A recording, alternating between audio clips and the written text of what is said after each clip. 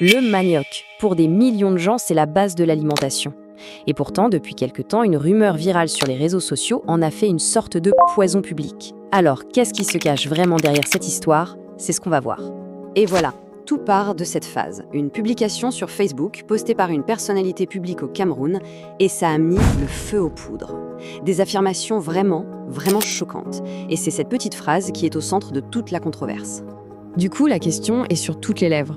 Comment est-ce possible? Un aliment qui est un pilier pour des millions et des millions de personnes. Comment pourrait-il être accusé de trucs aussi graves? C'est exactement ce qu'on va décortiquer. L'auteur se présente comme biologiste et thérapeute, donc forcément, ses allégations ont tout de suite paru crédibles. Résultat, des centaines de partages. Bon, maintenant, passons un peu à la science. Et oui, il y a une base scientifique. Le fait est que le manioc cru ou mal préparé peut effectivement être toxique.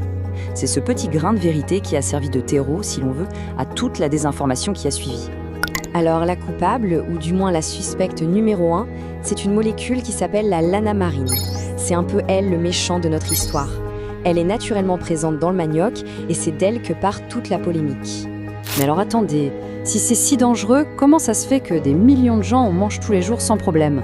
Et la solution, en gros, ce sont les méthodes de préparation traditionnelles. C'est elles qui éliminent complètement la toxicité. Le lien avec le crétinisme, les études n'ont trouvé aucune preuve.